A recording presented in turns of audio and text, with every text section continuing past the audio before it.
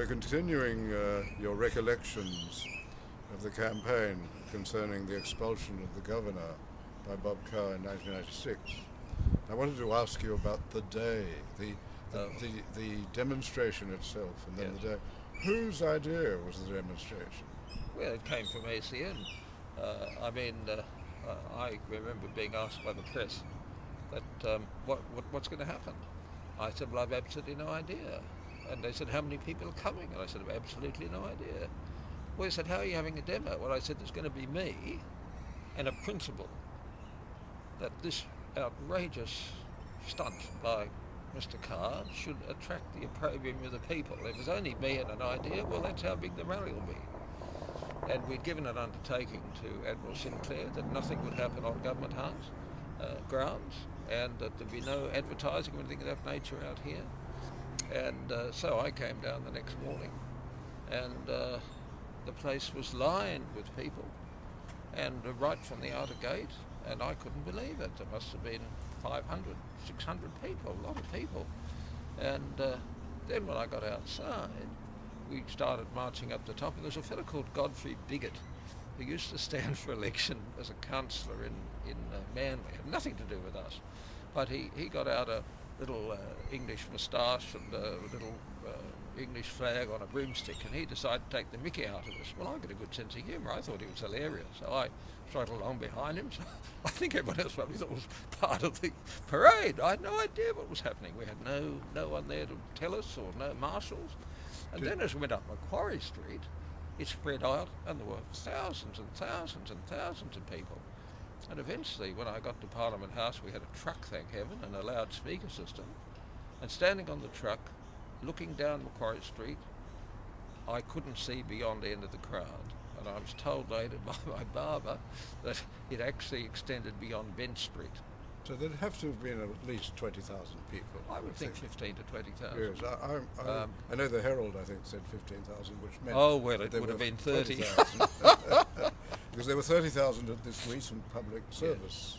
Yes, I don't think it would be 30,000. I'd say 10 or 15, but considering it wasn't run by a union, it wasn't run for anyone's benefit. It was a pure complaint of the horrible way in which Mr. Carr had dealt with the people, our governor, our government house, and the arrogance of it all, and saying it was for Jack Lang. I mean, he really got up people's wig. It was by far the largest demonstration held during the whole monarchy-republic debate. The Republicans have only been able to get out handfuls for their demonstration. Well, that was a funny side of it, you know. I saw Peter Collins, who was a Republican and led the Liberal Party. I mean, everybody was against the monarchy. It was fashionable then, as idiots can be, ideas can be. And anyway, I went to him and said, well, now, Peter, at last I think we've got something in common. He said, what's that? Looking rather alarmed. I said, well, you're going to have a president in New South Wales, aren't you? Oh, yes, yes. I said, well, you want to put him somewhere, won't you? Wouldn't you want to put him into Government House and call it Presidential Palace? Oh, yeah. Oh, I said, well, why don't you come along to the rally? Oh, I couldn't go to the rally unless there were Republicans there. I said, I'll organise some Republicans. And banners, he said, I'll organise banners. I said, so there was a common cause that even Republicans think this is the heart of government of New South Wales. I think Mr. Carr underestimated the public reaction. The way in which you were able to rally so many people, for example, is extraordinary. But you also had a petition, did you not? Well, before you come to that, it wasn't underestimated by us, and I also ought to acknowledge Alan Jones, because the governor was so incensed, Peter Sinclair, that he was interviewed by Alan Jones. And I'm told that as the trains came down from the North Shore anyway, that they couldn't stop, they were just packed up. So there were a lot more people would have been here that were left on the railway station. Now later on, Kerry Jones organised a petition, and 60,000 people across New South Wales signed that petition. It was absolutely huge. There were people here from the country too, weren't there? Absolutely. The buses. Absolutely. I saw buses everywhere. She did a wonderful job. Yes. I saw Tony Abbott in the crowd that day, really? opposite where you were standing. You were on a truck with Doug Sutherland. Was Fred Nile there? I think he was. Yes, yes Doug Sutherland. Fred had done a great job. And Peter Collins. Yes, well that's outside Government House. Yes. But I thought you were talking about the petition for 60,000 Oh. people that they brought down here and they put in a coffin with the Government House as a backdrop. And that was just ignored by the government, much to its peril, because when the federal election came around, I mean, 2 to 3% each vote fell off the Labor Party, who had wholeheartedly endorsed this idea of kicking out the governor, the people's governor. Kerry says in her book that ACM was left out of pocket. I think she says by $40,000, which must have been the cost of putting up the communication system and the truck and so on in the street and other costs that. She was so wonderful in running ACM that I left all that to her. I couldn't comment. I would have seen the figures eventually, but she did the organisation. I understand you were advised not to speak at the function.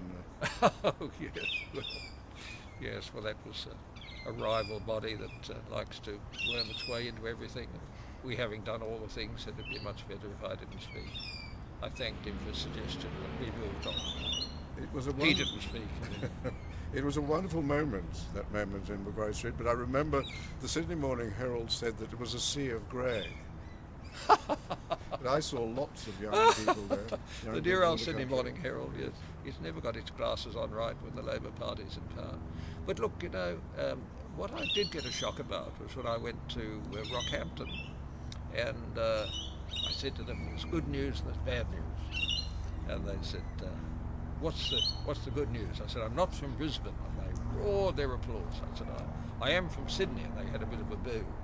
And then someone got up and said, "How did you do that rally down in Sydney?" And they had a helicopter shot of the rally, and it had gone right around Australia. And I hadn't realised it had gone out of New South Wales, but the helicopter shots will verify everything I've said. Yes. Well, thank you very much, and thank you for leading us on that occasion. Well, it's taken 15 years of your hard work and ACM's hard work, and I've had to be out of it being a judge. Now I can come back. But dear old Government House, it belongs to the people. Yes. And so does their governor. And the politicians should say, hands off the rest. Very good. Thank you.